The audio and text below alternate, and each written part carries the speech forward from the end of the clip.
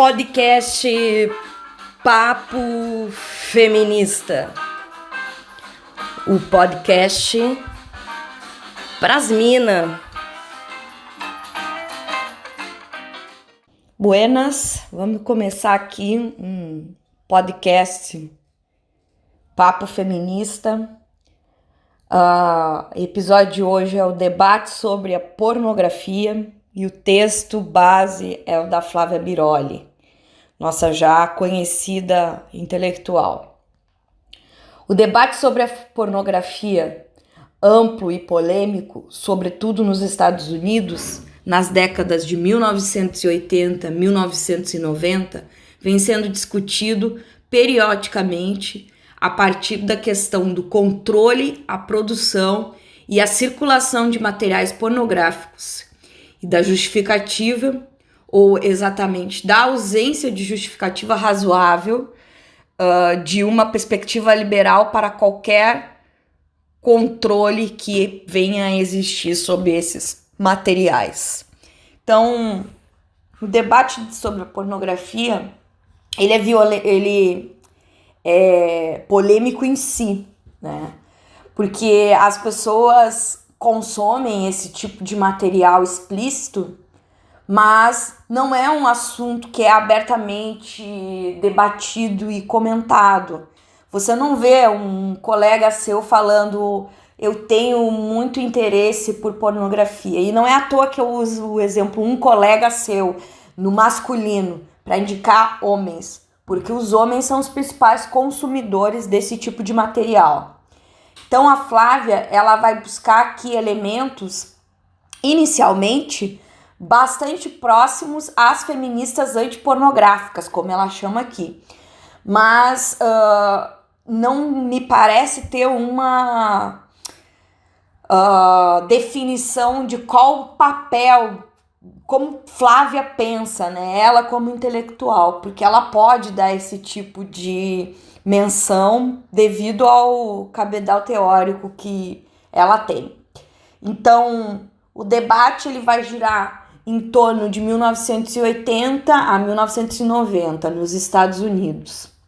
Discute-se, por exemplo, se existe vínculo direto entre o consumo de pornografia e a violência contra as mulheres, ou mesmo que maneira indireta entre a banalização da pornografia e a banalização do estupro, sendo que existem vários filmes que fazem menção a esse crime, né? Então, inicialmente, inclusive, eu pensei em estudar a pornografia e principalmente estudar sobre a marca, né? Eu vou dizer marca, que é a pornografia feminista, né? E a gente vai falar depois um pouquinho sobre isso, que é uma produção de filmes adultos sob a perspectiva da mulher, né? A mulher sendo o principal vetor do prazer, né? Porque o que é a pornografia? É a busca por um prazer. Então, existem vários tipos de pornografia, porque existem vários tipos de fetiche sobre o assunto, né? Eu atualmente tenho uma visão diferente do que eu tinha quando eu disse que queria estudar sobre pornografia. Eu acho que realmente a pornografia, ela traz elementos de violência doméstica.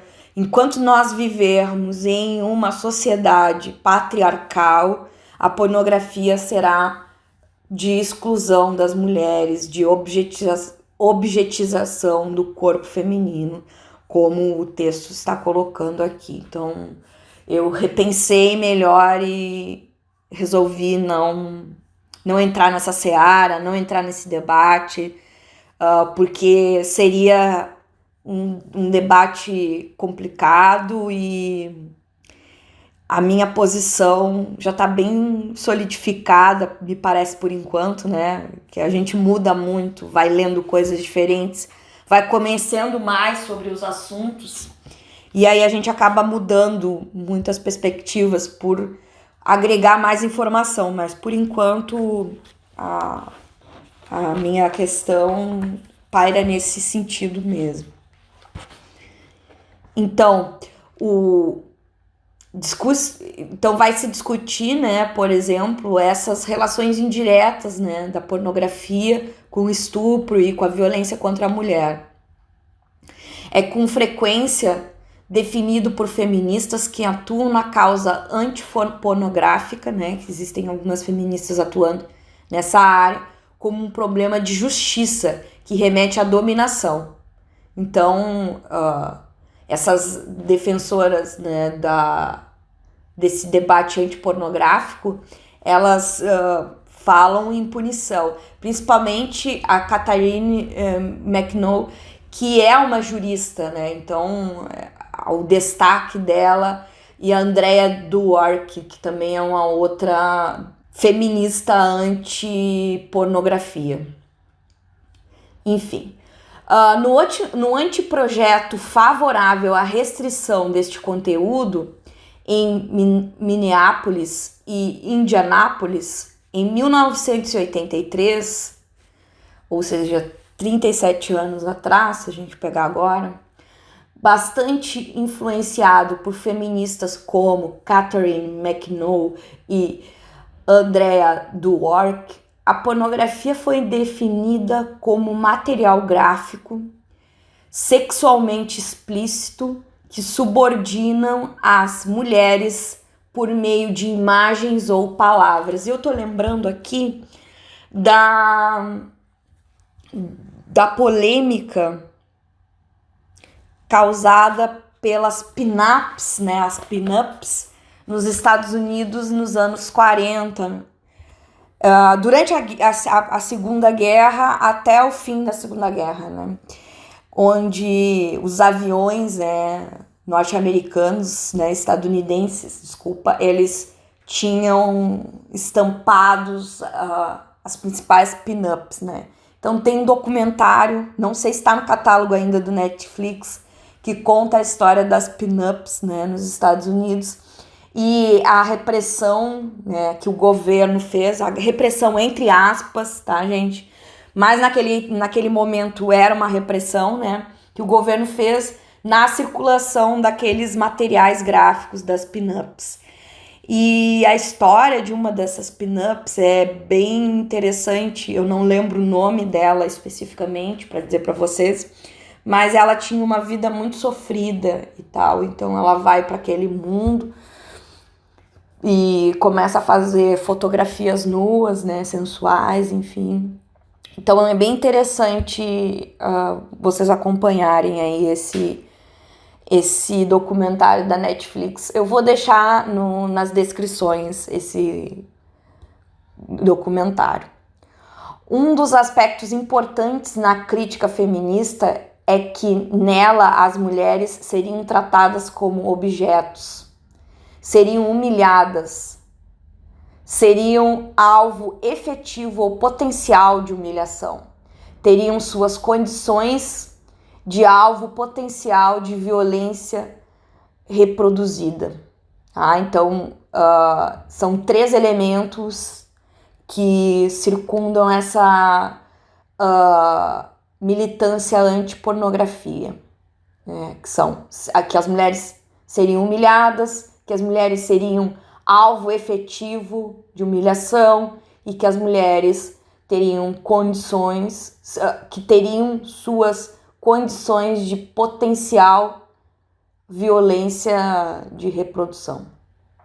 O deslocamento da análise da pornografia como obscenidade, nesse sentido, McNaught é largamente incorporada, ainda que a adesão às suas teses sejam rejeitadas em vários momentos.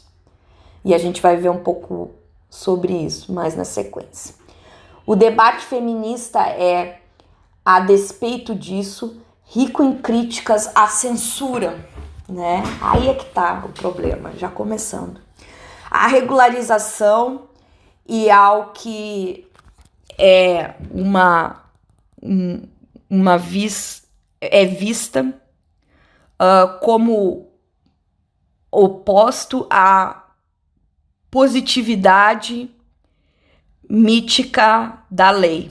Então, veja só, aqui nesse ponto 7 e o ponto 8. Se nós largamente criticamos a censura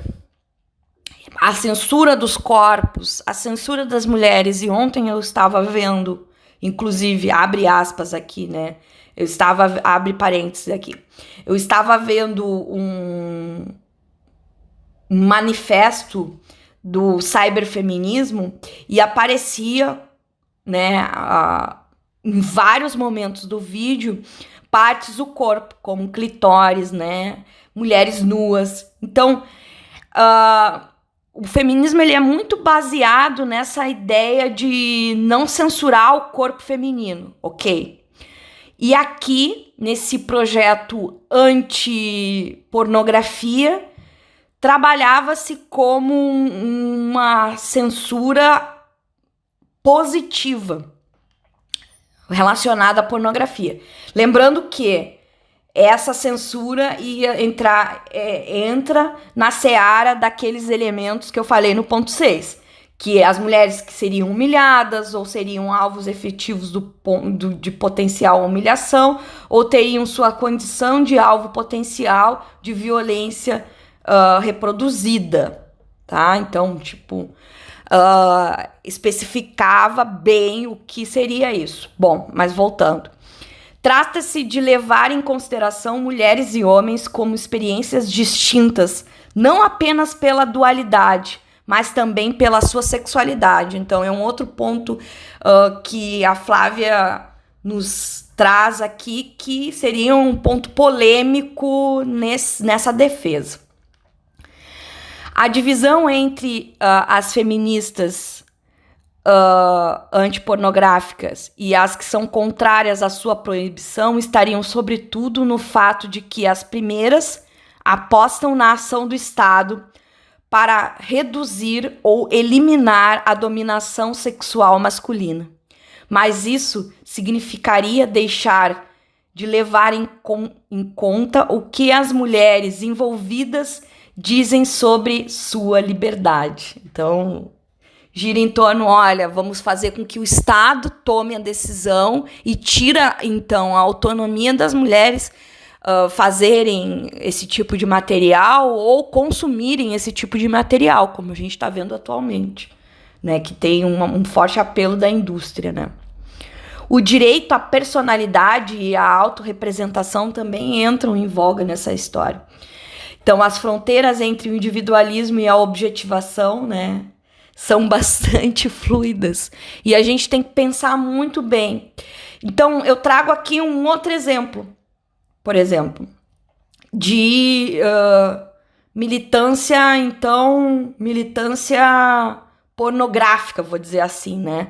Que são os filmes pornográficos femininos ou feministas. E aí destaca o trabalho da Erika Lustz, que é uma diretora de filmes pornográficos femininos ou feministas, que tem uma produtora, né, desses filmes. Ela também é diretora desses filmes.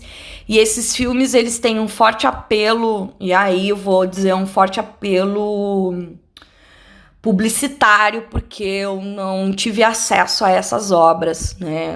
Uma estética artística, com pessoas com corpos normais, né? Não tem aquela coisa over da indústria pornográfica. Tem também um filme que faz referência à indústria pornográfica na Califórnia, acho que é Boogie Woogie o nome do filme, se eu não me engano. Ele é um filme muito interessante. Tem um outro filme que é sobre a moça que fez o filme Garganta Profunda, né? Que foi um ícone do cinema pornográfico nos anos 70. Não lembro o nome do filme, mas o filme retrata exatamente isso. Ela se torna uma pessoa que luta contra a indústria pornográfica, né? Acho que fica religiosa, se eu não me engano, mas quando ela atuava, o marido era extremamente violento com ela. Ele era como a figura do gigolô que a gente tem na prostituição, era com a moça, né? Não lembro o nome do filme, mas também vou botar nas descrições aí, porque são 2 pontos completamente diferentes. Bom, sobre a Erika Lutz, eu não vou botar, obviamente, os filmes dela, né? Porque não vem aqui ao caso, mas eu vou botar um artigo que fala sobre... um artigo do Globo que fala sobre pornô feminista. E aí, conheça 10 filmes feitos por mulheres e para mulheres. E aí estão ali listados os filmes da Erika Lutz. Desculpa. O moralismo imposto pelo Estado poderia ser um obstáculo à conquista de um espaço psíquico, político e ético para as mulheres representarem a si mesmas. Uma das críticas principais à frente feminista antipornográfica é precisamente a de que as demandas por regulação se apoiariam na vitimização das mulheres, promovendo a mulher que pede proteção ao centro do debate político e jurídico. Então, existe uma mulher que pede proteção e essa entra no centro do debate como sendo frágil, né? Assim eu entendo. Esse texto é bastante truncado até. Eu acho estranho porque a Flávia tem um texto, uma escrita fluida. Eu não sei se foi a minha percepção, e a minha percepção ela não tá de acordo com a realidade, mas eu sinto um texto truncado. De repente é o tema, sei. O outro lado da equação, segundo essa crítica, é de que os homens se tornariam culpados. Já de antemão, os homens são culpados, porque eles são os principais consumidores, né? Posição favorável ao controle da pornografia, como a de McNaught. No caso, McNaught tem essa posição sobre a pornografia. A busca masculina do gozo e a busca feminina do amor são outros elementos também, né? Então, nós mulheres não podemos ter a busca do gozo como principal elemento, nós temos que ter o amor como esse elemento, né? E o artigo que está listado na descrição também fala sobre isso. É importante que vocês leiam o artigo, é um artigo bem rápido e que fala sobre essa questão, né? Mulheres, amor, homens, gozo, né? E essa tríade não é bem assim, né? E se ficar restrito a isso, nós mulheres não estamos tendo nossa liberdade. E feminismo me parece que ainda é liberdade. Então é bem complexo esse debate, né? Passando da pornografia à publicidade corrente, o mercado do sexo ao da moda, em registros e formas distintas da construção da identidade de gênero que podem ser vistos, no entanto, como conectados pelo apelo à fusão entre feminino, corpo e o sexo, e pela apresentação das mulheres como mercadorias. Então, essa ideia, né, da mulher ser uma mercadoria e ter que se vender, né, de alguma forma, né? E essa questão da mulher como mercadoria, ela não está só na prostituição, ela também está na indústria pornográfica e ela também está, vejam só, na moda. Interessante, né? Essa reflexão. Nós, quando fizemos o FIC lá, nós tínhamos 2 alunos de designer de moda, né?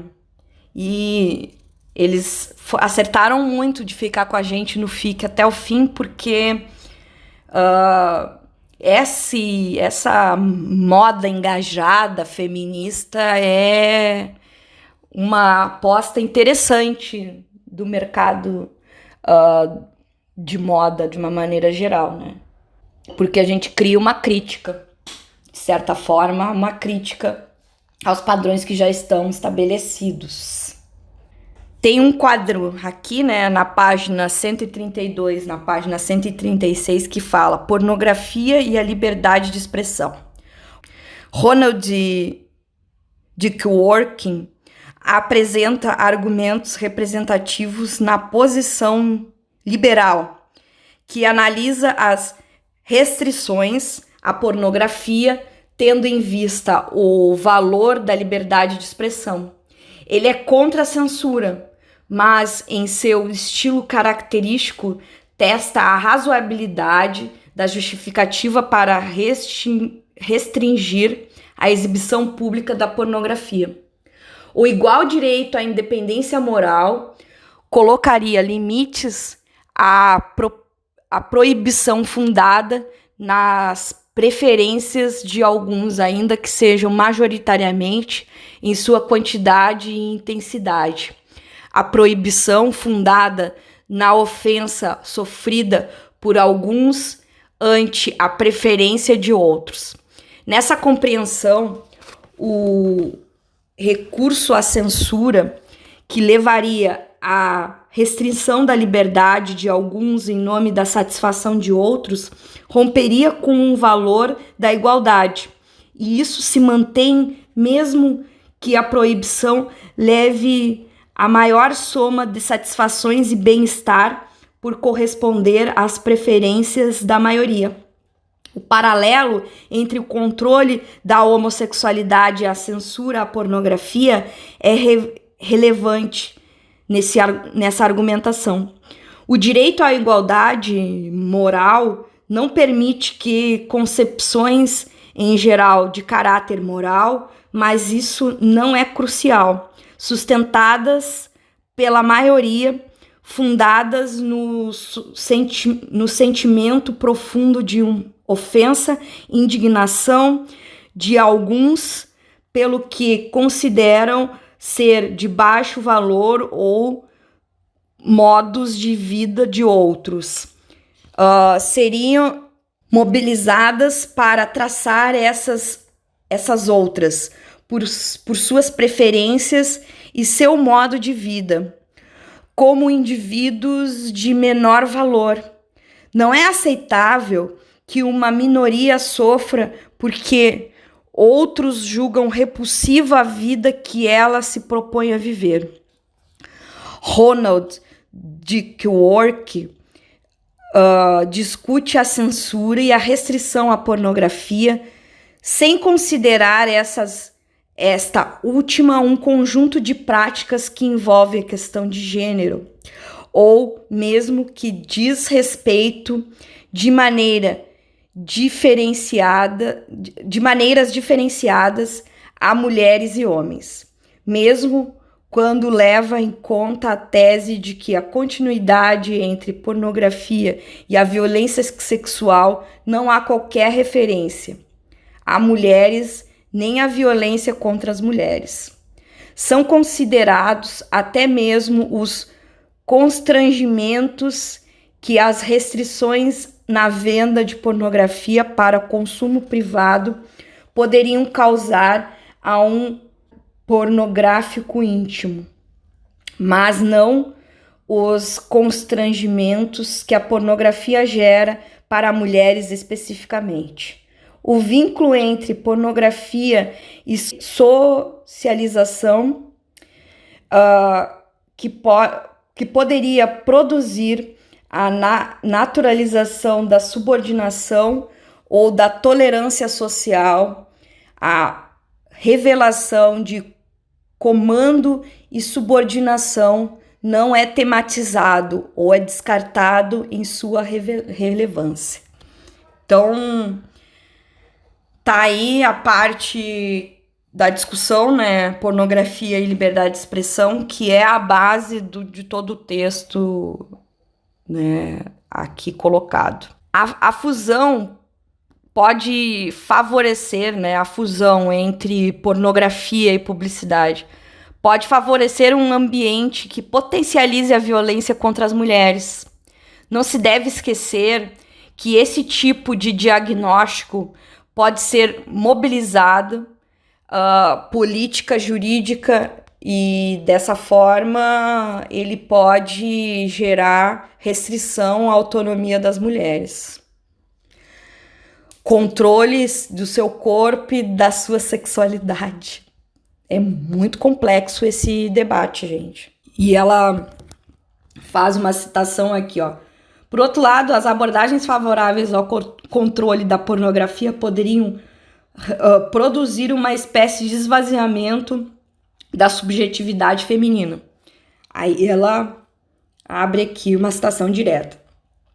Se o gênero é a sexualidade, do modo... Citação direta de Wendy Brown. Se o gênero é a sexualidade, do modo como aparece na pornografia masculina heterossexual, então não é apenas a sexualidade feminina, mas a totalidade da consciência feminina, que consiste tão somente naquilo que os homens, agora também unificados como sujeitos de consumo, requerem que seja. A celebração da liberdade sexual no cenário incorporado à própria dimensão da pornografia pode ser uma forma de ocultar o fato de que práticas, valores e normas tornariam a posição social da mulher e dos homens distintas, do patriarcado e dos seus sentidos mais convencionais, o que envolveria um tipo de controle sobre a sexualidade feminina, mas não significaria uma ruptura com a condição relativa de subordinação das mulheres. A similaridade entre a pornografia hard, que é considerada como McNall, aquela que envolve violência, na qual o prazer decorre do infligir a dor, e da soft hard, que considera novamente como McNall aquela que, de modo geral, se funda em representações de sexo com sentido e exclui a violência, estaria no fato de que, enquanto o homem, incluído o leitor espectador, é definido como sujeito autônomo, a mulher é representada como objeto disponível para o consumo. Quando uma publicação como Playboy se identifica como favorável à liberação sexual, ela deixa de expor algo que é fundamental: a comercialização do sexo e a desumanização das mulheres andam juntas. O sexo é uma mercadoria. As mulheres se tornam algo como carros ou roupas, isto é, posses caras que demandam o status de alguém no mundo dos homens. Um dos aspectos mais persistentes da dominação masculina é a representação das mulheres como objetos sexuais. E é muito dolorido esse processo. A oposição, em algumas das manifestações do chamado feminismo pró-sexo, mobiliza a visão de que a pornografia não se resume à produção sexistas heterossexuais do mainstream, nas quais predominariam uma perspectiva masculina e convencional, mas vem sendo modificada por produções alternativas nas quais as relações entre gênero, sexo, desejo sexual são redefinidas. Parece, no entanto, ser necessário cuidado tanto com o entusiasmo com a pornografia, considerada alternativa como na naturalização das fronteiras domesticadas do exercício da liberdade. As hierarquias sexuais podem estar, de fato, na raiz da deformação do desejo, mas que era a premissa que eu estava tendo quando cogitei fazer um estudo sobre pornografia, né? Mas as experiências são deformadas ou conformadas, tanto pela objetivação, presente em muitos sentidos, em diferentes produções pornográficas, quanto pela repressão e pelo puritanismo. Representação das relações de gênero nas quais a mulher é humilhada e objetificada, isto é, tratada com menos que humana, porque é definida como um instrumento para a satisfação dos desejos de outros, podem contribuir, ainda que de maneira difusa, para a violência contra as mulheres e para a aceitação dessa violência. Podem contribuir também para mantê-las em posição de menor vulnerabilidade simbólica e material.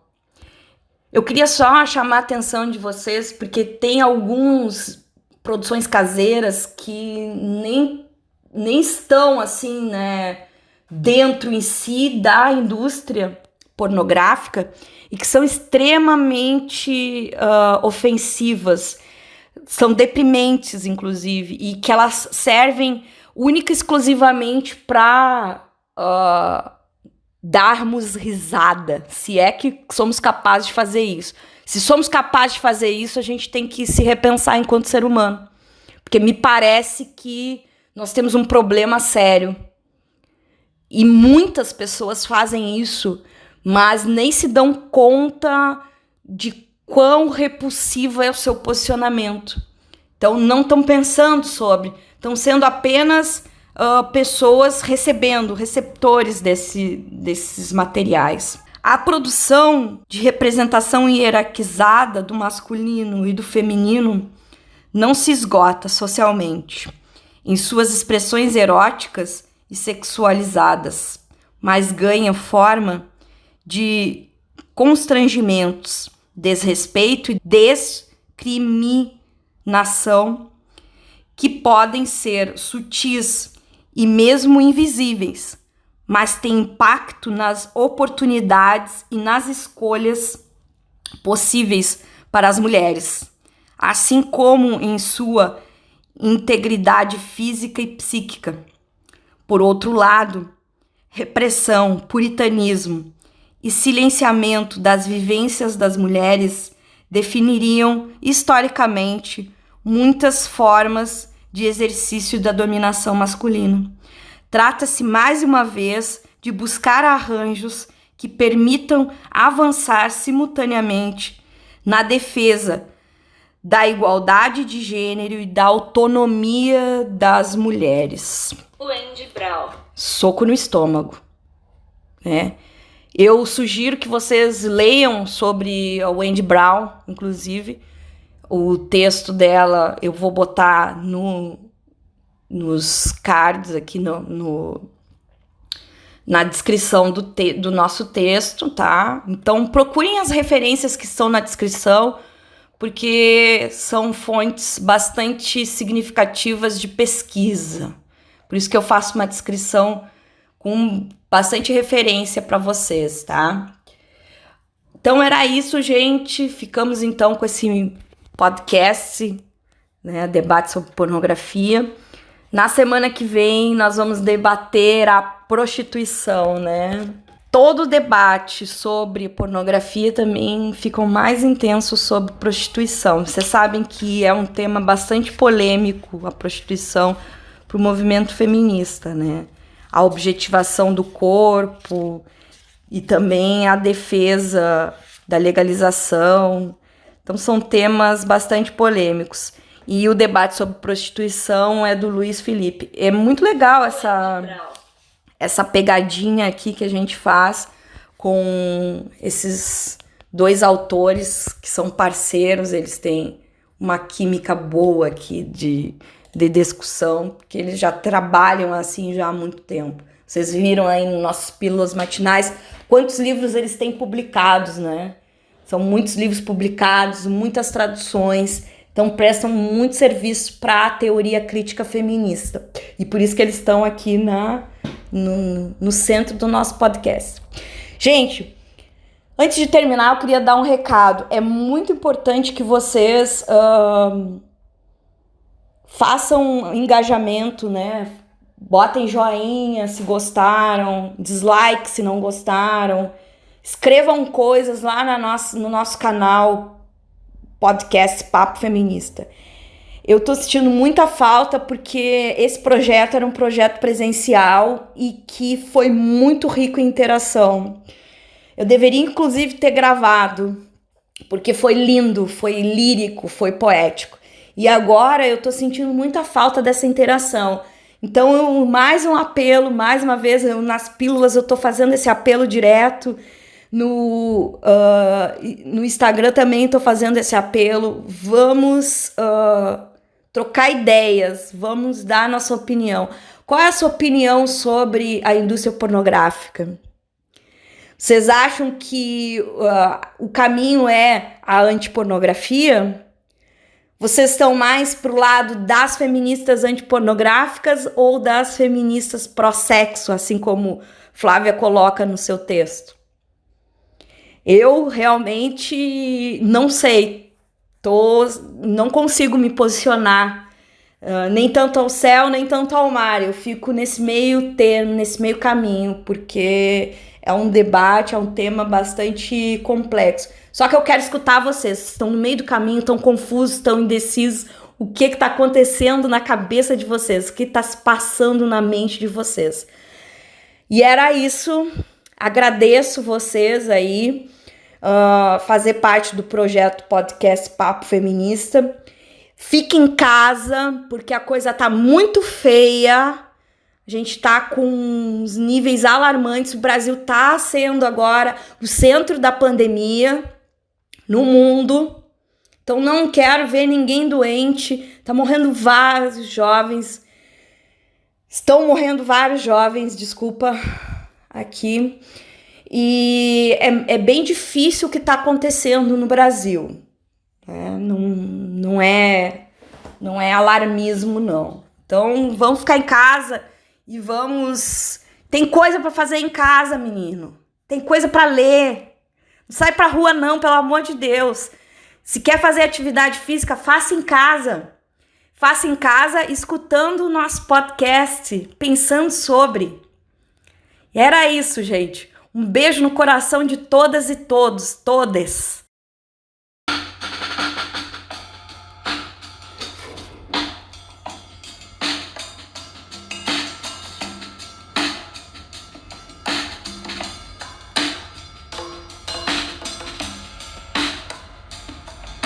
O papo